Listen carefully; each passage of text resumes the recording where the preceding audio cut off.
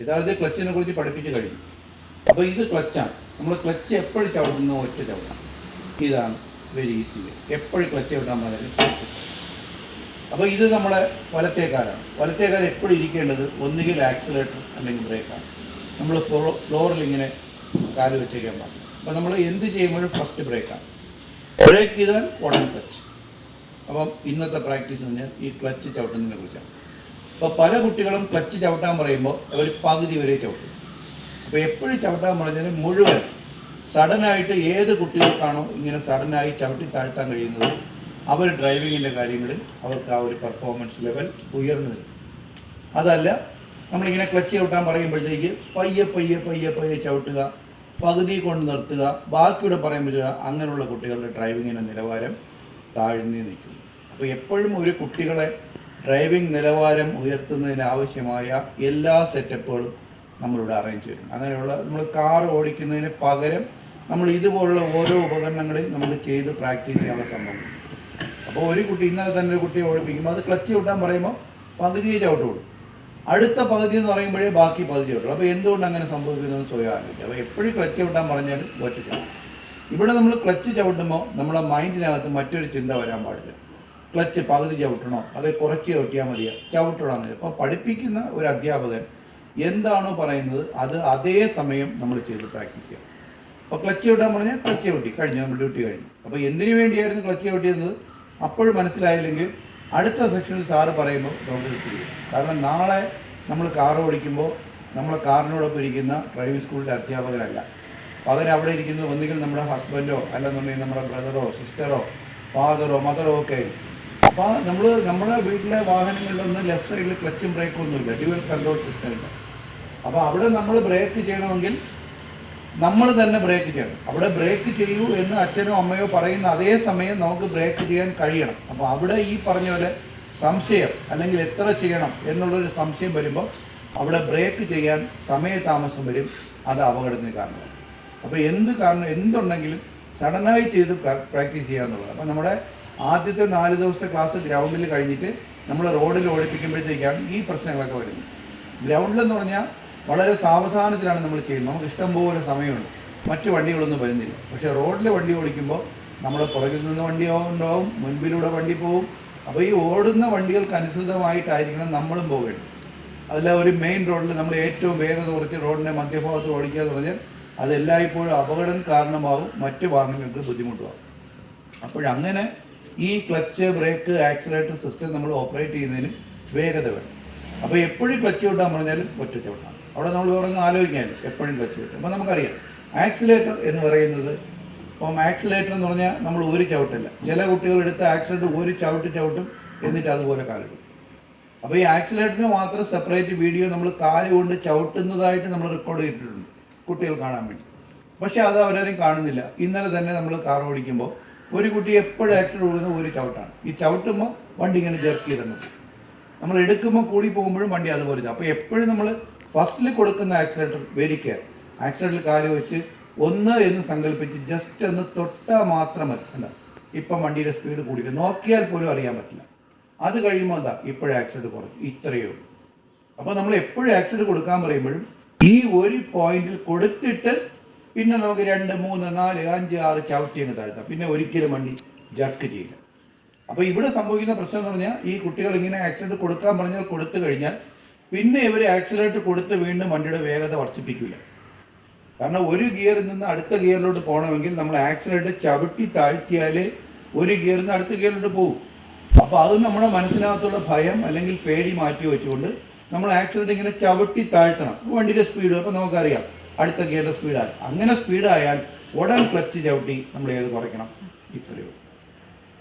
ഇതാണ് നിങ്ങൾ ചെയ്യേണ്ടത്. അപ്പോൾ ഇവിടെ നമ്മളിങ്ങനെ ആക്സിലേറ്റർ കൊടുത്ത് വണ്ടി പോയിക്കൊണ്ടിരിക്കുന്നു, വേഗത വന്നു, അടുത്ത ഗിയർ എന്ന് പറയുമ്പോൾ 1 സെക്കൻഡ് മുമ്പായിട്ട് സഡനായി ക്ലച്ച് ചവിട്ടുന്നു, അതേ ടൈമിൽ ഏത് കുറയ്ക്കുന്നു, ആക്സിലേറ്റർ.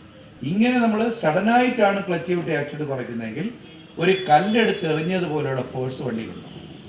അപ്പോൾ നമ്മൾ ഇങ്ങനെ ആക്സിലേറ്റർ കൊടുത്ത് സ്പീഡ് വരുത്തി 20 കിലോമീറ്റർ സ്പീഡ് വരുത്തിയിട്ട് സഡനായി ക്ലച്ച് ചവിട്ടി ആക്സിലേറ്റർ കുറയ്ക്കുന്നെങ്കിൽ 20 എന്നുള്ളത് 22 കൂടിയിട്ടേ കുറയൂ. ആ സ്പീഡ് കൂടിയിട്ട് കുറയുന്ന ടൈമിങ്ങിനകത്താണ് നമ്മൾ ഗിയർ ചേഞ്ച് ചെയ്യുന്നത്. അപ്പോൾ ഗിയർ ഇടുന്നതും ഗിയർ ചേഞ്ച് ചെയ്ത് മറ്റൊരു വീഡിയോ നമ്മൾ ചെയ്തിട്ടുണ്ട്. അതിൽ ഇതിൻ്റെ കൂടെ കൂട്ടിച്ചേർക്കേണ്ട ഒരു കാര്യം എന്ന് പറയുന്നത് നമ്മൾ ഗിയർ ലെവലിൽ കൈവച്ച് ആലോചിക്കുന്നു. ഗിയർ ഇടാൻ പറഞ്ഞാൽ ഗിയർ ലെവലിൽ കൈവയ്ക്കുക, ഗിയർ ഇടുക. നമുക്കറിയാം മുൻപിലോട്ട് തേർഡ് ഗിയർ, പുറകിലോട്ട് ഫോർത്ത് ഗിയർ, രണ്ടിൻ്റെയും മധ്യഭാഗത്താണ് ന്യൂട്രൽ. അപ്പം നമ്മൾ ഗിയർ ലെവലിൽ കൈകൊണ്ട് പിടിക്കുമ്പോൾ നമുക്കറിയാം ഗിയർ ലെവൽ കിടക്കുന്ന മുൻപിലോട്ടാണ്. അപ്പോൾ ഫസ്റ്റ് ഗിയർ ഇട്ട് ഒരിക്കലും വണ്ടി ഒരു വേഗതയിൽ പോകില്ല. അപ്പോൾ നമുക്കറിയാം അത് തേർഡ് ഗിയറാണ്. അപ്പോൾ തേർഡ് ഗിയറിൽ നിന്ന് ഫോർത്ത് എന്ന് പറഞ്ഞാൽ നമ്മൾ ഗിയർ ലെവലിനെ എങ്ങോട്ടേ പിടിക്കാവും, പുറകിലോട്ടേ പിടിക്കാം. ഒരു പിടി പിടിക്കുമ്പോൾ ന്യൂട്രലായി ഒന്ന് പിടിക്കും, വീണ്ടും ഒന്നുകൂടെ പയ്യെ പിടിക്കാൻ ഫോർത്തായി. ഇത് നിർഭാഗ്യവശാൽ നമ്മൾ കൈ പിടിക്കുമ്പോൾ നമുക്കറിയാം മുൻപിലോട്ടാണ് ഗിയർ കിടക്കുന്നത്. ഇനി മുൻപിലോട്ട് ഗിയർ ഇല്ലെന്ന് നമുക്കറിയാം, എന്നാലും നമ്മൾ എങ്ങോട്ട് ഇട്ടുകൊണ്ടിരിക്കും, മുൻപിൽ. എന്തുകൊണ്ടാണ് എന്ന് ചോദിച്ചാൽ എനിക്കറിയാം. അപ്പോൾ മുൻപിലോട്ട് ഗിയർ നമ്മൾ തള്ളിക്കൊണ്ടിരിക്കുന്നതോറും വണ്ടിയുടെ സ്പീഡ് കുറഞ്ഞുകൊണ്ടിരിക്കുകയാണ്. അപ്പോൾ ഗിയർ ലെവലിൽ കൈ വെച്ചിട്ട് സാർ ഗിയർ എടുട്ടാ എന്ന് ചോദിക്കേണ്ട. ഗിയർ ലെവൽ കൈ വന്നാൽ ഗിയർ ന്യൂട്രൽ, ഫോർത്ത്. അതല്ല സെക്കൻഡ് ആയിരുന്നെങ്കിൽ ഫോർത്ത് പുറകോട്ട് കിടക്കുകയാണ്. ഒന്ന് മുൻപിലോട്ടാക്കി ഇടത്തോട്ട് മാക്സിമം തള്ളി പിടിക്കണം. തള്ളി പിടിച്ചാൽ ഗിയർ വീണിട്ടേ കൈ ലൂസാണ്. സെക്കൻഡ് ആണെങ്കിൽ ഇടത്തോട്ട് കൈ തള്ളി പിടിച്ച് സെക്കൻഡ് ഗിയർ ഇട്ടിട്ടേ കൈ ലൂസാണ്. പക്ഷേ സെക്കൻഡ് ഗിയർ തേടുന്നത് എപ്പോഴും ഗിയറിന് വലത്തോട്ട്, അതിനകത്തൊരു ശകലം പ്ലേ ഉണ്ട്. നമ്മളൊരു ശകലം വലത്തോട്ട് പിടിച്ചിട്ട് വേണം ഒന്ന് ന്യൂട്രൽ ഒന്ന് തേടാൻ. അത് വിശദമായി ഗിയറിൻ്റെ വീഡിയോയിൽ കിടപ്പുണ്ട്, അത് കാണണം. അപ്പോൾ അത് കണ്ട് ഗിയർ ഇടുന്ന രീതി നമ്മളെ മനസ്സിനകത്ത് ഉറപ്പിക്കണം. അടുത്ത ഗിയർ എന്ന് പറഞ്ഞാൽ ഉടൻ ഗിയറിനുള്ളിൽ കൈവയ്ക്കുക, ഏത് ഗിയറാണോ ആ ഗിയർ. അപ്പോൾ അവിടെ വണ്ടി ഓടിക്കൊണ്ടിരിക്കുമ്പോൾ നമ്മൾ ആലോചിക്കണം.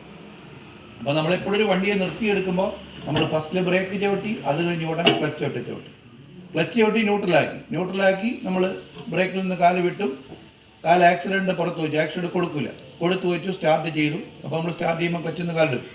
സ്റ്റാർട്ടായി കഴിഞ്ഞാൽ ഉടൻ ക്ലച്ച് ചവിട്ടി ഗിയർ ഇട്ട് കഴിഞ്ഞാൽ പിന്നെ ശ്രദ്ധിക്കേണ്ടത് വണ്ടിയെ കൊണ്ടുപോകാൻ ആവശ്യമായ എന്ത് കൊടുത്തു വയ്ക്കാൻ പ്രാക്ടീസ് ചെയ്യണം, ആക്സിലേറ്റർ. ഈ ആക്സിലേറ്റർ കൊടുക്കുന്ന ഒരു പരിധിക്കപ്പുറം വണ്ടി കിടന്ന് ഇരയ്ക്കുമ്പോൾ നിങ്ങൾ കാലെടുക്കും, വീണ്ടും കൊടുക്കുന്ന കൂടും നിങ്ങൾ കാലെടുക്കും. അപ്പം നിങ്ങൾക്ക് ആക്സിലേറ്റർ ഒന്നിലോ രണ്ടിലോ നിങ്ങൾക്ക് ക്രമപ്പെടുത്തി വയ്ക്കാൻ കഴിയുന്നില്ല. ഇങ്ങനെ ഒന്നിലോ രണ്ടിലോ ക്രമപ്പെടുത്തി വയ്ക്കാൻ കഴിയാത്ത ഒരു കുട്ടിക്ക് ക്രിട്ടിക്കൽ ഏരിയകളിലൊന്നും വണ്ടി ഓടിക്കാൻ പറ്റില്ല. ഇങ്ങനെ വണ്ടി ഒരു കുഴിയിൽ അല്ലെങ്കിൽ നമ്മൾ ഇവിടെ നിന്ന് ഗേറ്റിൽ നിന്ന് ലെഫ്റ്റോ റൈറ്റോ നമ്മൾ തിരിക്കുകയാണ്. അപ്പോൾ അവിടെ ഒരു സ്ലാബുണ്ട്, മെയിൻ റോഡുണ്ട്. ഇവിടെയെല്ലാം നമ്മൾ ചെയ്യണമെങ്കിൽ ആക്സിലേറ്ററിനെ ഒന്നിലോ രണ്ടിലോ മൂന്നിലോ ക്രമപ്പെടുത്തി വയ്ക്കണം. അപ്പോൾ എൻജിൻ്റെ സ്പീഡ് കൂടിക്കൊണ്ടിരിക്കും. അപ്പോൾ നമ്മൾ ക്ലച്ച് ചവിട്ടി വെച്ച് വണ്ടിയെ കൊണ്ടുപോകും. ഫസ്റ്റ് ഗിയർ ഇട്ടു, ആക്സിലേറ്റർ ഒന്നിലോ രണ്ടിലോ മൂന്നിലോ ക്രമപ്പെടുത്തി. ഇപ്പോൾ എൻജിൻ ഇരച്ചുകൊണ്ടിരിക്കുകയാണ്. അപ്പോൾ നിങ്ങൾ പഠിച്ചുകൊണ്ടിരിക്കുന്നുണ്ട്, അങ്ങനെ ഇരയ്ക്കുന്ന പ്രശ്നമില്ല. നമ്മൾ ഉടനെ ക്ലച്ച് എടുക്കുക, ഏതുവരെ പകുതിയിൽ കൊണ്ടുവച്ചെടുക്കുക. വണ്ടി മൂവ് ചെയ്യുമ്പം ഒരു പോയിന്റ് ക്ലച്ചിനെ ചവിട്ടുക, വീണ്ടും ഒരു പോയിന്റ് ഉയർത്തും. നോക്കിയാൽ അറിയാത്ത രീതിയിൽ ആ ക്ലച്ചിനെ ചവിട്ടിയും ഉയർത്തിയുമാണ് നമ്മൾ ആ സിറ്റുവേഷൻ കടന്നു പോകുന്നത്. അവിടെ നമ്മളിങ്ങനെ ചെയ്യുമ്പോൾ സ്റ്റിയറിംഗ് യഥേഷ്ടം എങ്ങോട്ടാണ് തിരിക്കേണ്ടത് അങ്ങോട്ട് തിരിക്കാനും കഴിയും. പക്ഷേ പല കുട്ടികളും ഇങ്ങനെ ക്ലച്ച് ഹാഫ് ടച്ച് എത്തുമ്പോൾ അവർ ഏതെങ്കിലും കുറച്ച് കളയും, ആക്സിലേറ്റർ കുറയ്ക്കും. അപ്പോൾ ഇത് നമ്മളെപ്പോഴും ചിലപ്പോൾ നിങ്ങൾ പഠിച്ചുകൊണ്ടിരിക്കുന്ന കുട്ടികളായതുകൊണ്ട് നിങ്ങൾ വണ്ടി എടുക്കുന്നതിന് മുമ്പ് ക്ലച്ച് ചവിട്ടി വെച്ചിട്ട് ആക്സിലേറ്റർ ഒന്നിലോ രണ്ടിലോ മൂന്നിലോ ക്രമപ്പെടുത്തി വയ്ക്കുക. ഇത് ക്രമപ്പെടുത്തുക എന്നുള്ളതിൻ്റെ അടിയിൽ നിങ്ങൾ അണ്ടർലൈൻ ചെയ്യണം. എന്നിട്ട് നിങ്ങൾ കാറിൽ സാറേ എനിക്കൊന്ന് ആക്സിലേറ്റർ ചെയ്യാൻ പ്രാക്ടീസ് ചെയ്യണം. എന്നിട്ട് ഞാൻ നിങ്ങളെ കാർ സ്റ്റാർട്ട് ചെയ്തു. എന്നിട്ട് അങ്ങോട്ട് അവിടെ നിങ്ങൾ തനിച്ചിരുന്നുകൊണ്ട് സാറ് പറഞ്ഞതുപോലെ ഒന്നിലായി, സാറ് പറഞ്ഞ പോലെ രണ്ടായി, സാറ് പറഞ്ഞ പോലെ മൂന്നായി. ഓക്കെ, ഇപ്പം ഞാൻ അങ്ങനെ നിങ്ങൾ കൊടുത്ത് പ്രാക്ടീസ് ചെയ്യണം. നമ്മളെ മനസ്സ് കിടന്ന് പിടയ്ക്കുമ്പോൾ അത് ആക്സിലേറ്ററിൽ അറിയാൻ പറ്റും. ആക്സിലേറ്റർ കൊടുക്കും കുറയ്ക്കും. നമുക്ക് കൃത്യമായി കൊടുത്ത് നിർത്താൻ കഴിയാതായി. അപ്പോൾ അങ്ങനെ നിങ്ങൾ അത് ഇമ്പോർട്ടൻ്റ് ആണ്. ആക്സിലേറ്റർ നമ്മൾ ക്രമപ്പെടുത്തി വയ്ക്കാൻ കഴിയും. അപ്പോൾ ഒരു വണ്ടിയെ കൊണ്ടുപോകാൻ വേണ്ടി ബ്രേക്ക് ക്ലച്ച് ചവിട്ടി ഗിയർ ഇട്ടു, നമ്മൾ കാല് ആക്സിലേറ്ററിൽ വെച്ചു, ആക്സിലേറ്റർ ക്രമപ്പെടുത്തി വയ്ക്കുകയാണ്. ഒന്നിലോ രണ്ടിലോ മൂന്നിലോ ക്രമപ്പെടുത്തുകയാണ്. അപ്പോൾ എൻജിൻ ഇരച്ചുകൊണ്ടിരിക്കുകയാണ്. അങ്ങനെ എൻജിൻ ഇരയ്ക്കുമ്പോൾ clutch plate, clutch release bearing, അല്ലെന്നുണ്ടെങ്കിൽ ക്ലച്ച് കാർബൺ, പിന്നെ കൂടുതൽ പെട്രോൾ, ഇതെല്ലാം ലോസ് ആയിക്കൊണ്ടിരിക്കുക. അപ്പോൾ ആ ഒരു ലോസ് കുഴപ്പമില്ല, നിങ്ങൾ പഠിച്ചുകൊണ്ടിരിക്കുന്നു. അപ്പോൾ അധിക സമയം അങ്ങനെ ഇരപ്പിച്ച് വയ്ക്കാതെ ഉടൻ തന്നെ നമ്മൾ ക്ലച്ചിനെ എടുത്ത് ഇവിടെ കൊണ്ടുവരണം. ഹാഫ് ക്ലച്ചിൽ വെട്ടിക്കഴിഞ്ഞാൽ ക്ലച്ചിനെ നമ്മൾ അതിൻ്റെ ഏറ്റവും സ്യൂട്ടബിളായ വേർഡ് ക്ലച്ചിനെ താങ്ങി പിടിക്കുക എന്നാണ്. എന്ന് പറഞ്ഞാൽ ക്ലച്ചിൻ്റെ ഹാഫ് ക്ലച്ച് അല്ലെങ്കിൽ മൂവിങ് പൊസിഷൻ അല്ലെങ്കിൽ ബൈറ്റിംഗ് പോയിന്റ് കൊണ്ടുവന്ന് ഒരു പോയിന്റ് ചവിട്ടിയിട്ടുണ്ട്. നോക്കിയാൽ അറിയാത്ത രീതിയിൽ ഒരു പോയിന്റ് ചവിട്ടി ഒരു പോയിന്റ് ഉയർത്തും. ഇങ്ങനെ ക്ലച്ചിനെ കൺട്രോൾ ചെയ്യാൻ കഴിഞ്ഞ് നിങ്ങൾ വിജയിച്ചു കഴിഞ്ഞു.